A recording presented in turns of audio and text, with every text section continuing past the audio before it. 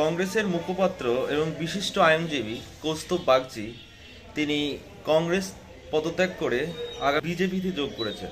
তার যে অভিযোগ যে কংগ্রেসের হাইকমান্ডার তৃণমূলের বিরুদ্ধে কিছু বলে না, রাজ্য প্রদেশ কংগ্রেসের থেকে তৃণমূল কংগ্রেসকে কংগ্রেসের হাইকমান্ডার বেশি গুরুত্ব দেয়।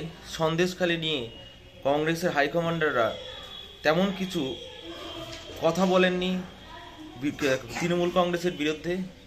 এই ক্ষোভ উগরে দিয়ে কংগ্রেসের মুখপাত্র বিশিষ্ট আইনজীবী কৌস্তব বাগচি বিজেপি যোগ দিলেন।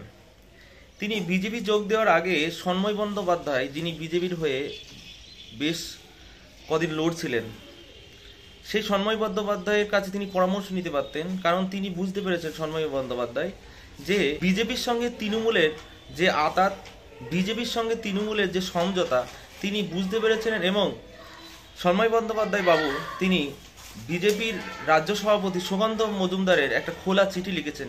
সেই চিঠিতে তিনি পরিষ্কার করে বলে দিয়েছেন যে বিজেপির সঙ্গে তৃণমূলের কি সম্পর্ক। তাহলে কৌস্তব বাগচি যদি ওই তৃণমূলের বিরুদ্ধে কংগ্রেসের কথা না বলার জন্য যদি তিনি বিজেপি যেতে চায়, বিজেপি চলে যান, তাহলে তার বোঝা উচিত ছিল যে বিজেপিও তৃণমূলের উপর দুর্বল, কারণ তৃণমূল এই রাজ্যে না থাকলে বিজেপি থাকবে না। তাছাড়াও বিজেপি এবং তৃণমূল একই গোডাউন, আরএসএস এর গোডাউন থেকে তৈরি, এটা জানার দরকার ছিল। তিনি ওই অভিযোগকে কেন্দ্র করে যদি কংগ্রেস থেকে বিজেপি যায়, তাহলে কিছুটা তার সঙ্গে একমত হতে পারি, কারণ কংগ্রেসের এই রকম ভাবাবেগটা অনেকেরই খারাপ লেগেছে। কিন্তু এটাও জানার উচিত ছিল যে কংগ্রেস ছেড়ে বিজেপি যাওয়াটাও তার একটা ভুল, কারণ বিজেপির সঙ্গে তৃণমূলের আরও বেশি আঁতাত।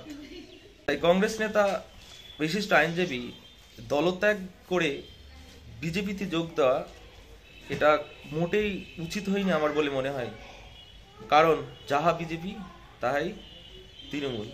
তাই তৃণমূলের মমতা ব্যানার্জিকে সরানোর জন্য বিজেপি কখনোই পারবে না বা পারেনি, কারণ একই গোডাউনে তারা তৈরি।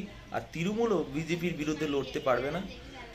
তার ব্যবস্থা লোকসভাতে বুঝতে পারবেন যে তৃণমূল বিজেপিকে একটা বড় জায়গা করে দেওয়ার জন্য এ রাজ্যে এসেছে।